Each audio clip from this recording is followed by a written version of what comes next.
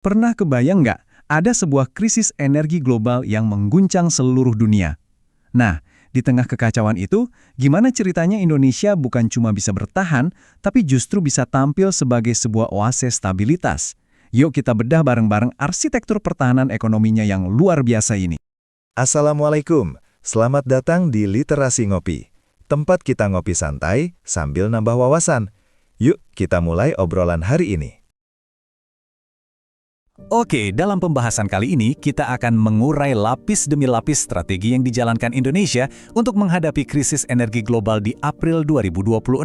Kita akan mulai dari pemicunya di Selat Hormuz, lalu kita dalami arsitektur pertahanan ekonomi kita, manuver diplomatik yang cukup berani, kemudian kita bandingkan posisi kita dengan negara-negara ASEAN lain, dan terakhir kita akan menimbang resiko serta visi jangka panjangnya. Oke, kita mulai dari akarnya dulu ya. Agar kita bisa paham kenapa Indonesia ngambil langkah-langkah tertentu, kita harus paham dulu nih badai global yang jadi latar belakangnya. Dan pusat dari badai ini adalah Selat Hormuz, sebuah jalur laut yang super krusial karena sekitar 20% pasokan minyak mentah dunia itu lewat sini. Ceritanya, eskalasi krisis ini tuh cepet banget. Semua berawal di 22 Maret saat Iran tiba-tiba menetapkan tarif transit yang dianggap ilegal. Dari situ, tensi terus naik, negosiasi gagal total, sampai akhirnya terjadi aksi saling balas militer. Puncaknya itu bikin pasar bingung total. Tanggal 17 April, selat dibuka, kurang dari 24 jam kemudian ditutup lagi. Bisa dibayangkan kan, pasar global langsung panik. Nah, dampaknya langsung kerasa, gak pakai lama. Gangguan di jalur utama minyak dunia ini langsung bikin geger pasar komoditas. Harga minyak mentah Brent yang jadi patokan dunia langsung terbang melewati batas psikologis $100 per barrel. Ini tentu menciptakan tekanan inflasi yang dahsyat, terutama buat negara-negara pengimpor energi kayak kita.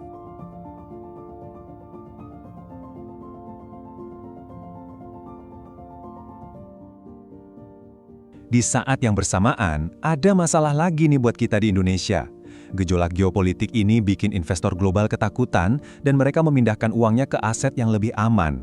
Akibatnya, terjadi arus modal keluar besar-besaran yang menekan rupiah kita. Puncaknya pada 23 April, rupiah anjlok ke level terlemah sepanjang sejarah di 17.310 per dolar AS. Artinya apa? Biaya impor, terutama impor minyak, jadi jauh lebih mahal. Menghadapi pukulan ganda ini, harga minyak yang meroket dan mata uang yang melemah, pemerintah tentu nggak tinggal diam. Sebuah arsitektur pertahanan ekonomi yang terkoordinasi dan berlapis pun langsung diaktifkan. Nah, arsitektur pertahanan ini pada intinya berdiri di atas 3 pilar utama. Pertama, dari sisi fiskal, yaitu melindungi daya beli masyarakat. Kedua, dari sisi diplomatik, untuk mengamankan pasokan dari luar. Dan yang ketiga, pilar moneter, di mana Bank Indonesia turun tangan buat menstabilkan rupiah. Tapi, kali ini kita akan fokus ke dua pilar yang dampaknya paling langsung dirasain masyarakat, yaitu langkah fiskal dan manuver diplomatik. Di pilar fiskal, keputusannya tegas banget. Pemerintah menginstruksikan Pertamina untuk menahan harga BBM bersubsidi. Seperti yang bisa kita lihat di sini, harga Pertalite dan biosolar itu dijaga tetap stabil. Ini langkah yang sangat vital untuk meredam inflasi dan menjaga stabilitas sosial di tengah badai ekonomi global.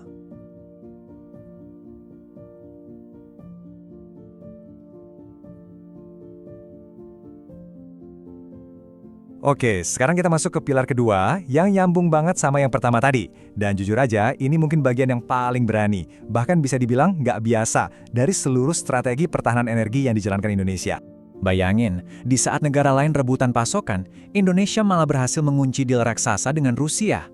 Komitmennya bukan main-main, 150 juta barel minyak. Dan yang paling penting, minyak ini didapat dengan harga khusus, yang artinya ada diskon signifikan di bawah harga pasar internasional yang lagi menggila. Nah, kutipan ini penting banget loh. Ini bukan deal yang tiba-tiba jatuh dari langit. Ini menegaskan kalau semua ini adalah buah dari diplomasi tingkat tinggi yang secara sadar mencari sumber pasokan energi baru menjauh dari Timur Tengah yang sedang bergejolak.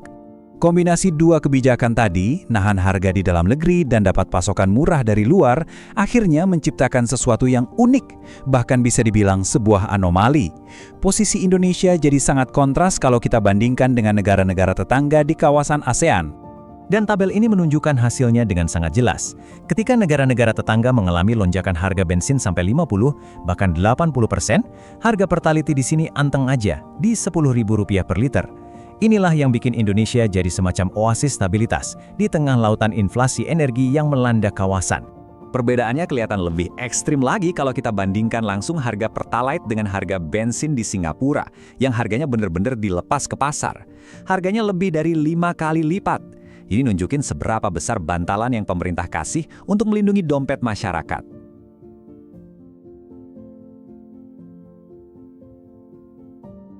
Tapi, ya kita harus jujur dan fair. Stabilitas yang impresif ini bukannya tanpa harga. Ada biaya yang sangat besar dan ada risiko-risiko baru yang muncul di masa depan. Mari kita bedah sisi lain dari koin ini. Jadi, setidaknya ada 3 tantangan besar yang lahir dari strategi ini. Pertama, beban fiskal yang luar biasa berat karena subsidi. Kedua, kita jadi punya ketergantungan geopolitik baru pada satu sumber pasokan. Dan ketiga, yang paling mendasar, krisis ini seolah menelanjangi betapa tipisnya cadangan energi nasional kita, yang cuma cukup untuk sekitar 22 hari saja. Analisis dari Grid Institute ini menunjukkan risikonya nggak main-main. Kalau harga minyak dunia bertahan di level tinggi, defisit APBN kita berisiko menembus batas aman 3% dari PDB, bahkan bisa sampai 4,3%. Ini adalah ancaman yang sangat serius bagi kesehatan anggaran negara kita dalam jangka panjang. Untuk menjawab masalah kerentanan cadangan energi ini, pemerintah punya visi jangka panjang yang sangat ambisius. Tujuannya adalah membangun kapasitas penyimpanan energi secara masif untuk meningkatkan ketahanan energi nasional kita dari yang tadinya cuma cukup buat 2-3 hari menjadi 90 hari atau setara 3 bulan penuh. Pada akhirnya, semua analisis ini membawa kita ke satu pertanyaan strategis yang sangat krusial. Oke, kebijakan yang ditempuh memang berhasil menciptakan stabilitas jangka pendek yang luar biasa. Tapi pertanyaannya, bisakah stabilitas yang dibeli dengan subsidi jumbo dan ketergantungan impor ini didamaikan dengan tujuan jangka panjang untuk mencapai kedaulatan energi yang sejati? Nah, ini dilema kebijakan yang akan menentukan masa depan ekonomi kita semua. Terima kasih sudah menyimak.